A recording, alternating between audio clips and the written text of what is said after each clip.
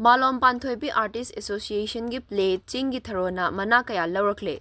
Asmita Natya Sansthan Mughal Sarai amadi Ashirwad Printers Mughal Sarai na punna khutsamnana sinduna Nagarpalika Inter College Mughal Sarai da numit humni chupna pangthokiba Chandoli Rang Mahotsav Englishing Aniga Kunga Marida Malom Panthoibi Artist Association na tongan na category da mana kaya Lourakle. Tha asigi kunga humdoidagi kunga manga fawba chathakiba All India Multilingual Folk Drama Dance da Association asigi play Chinggi Tharo da Best Scriptwriter A Tomchau amadi Best Director na Y Somitani. Loinana Character Award oina S Rosni na Best Actress L Manihanbi Devi na Best Supporting Actor TH Malem na Best Comedian Best Makeup ta KH Anjana amadi S Rosni amasung Best Costume da Naubi amadi CH Sonalini. Y Somitana President Award amasung P Podasana Leimana Best Folk Singer amadi SH Landonina Best Stage Award Lourakle.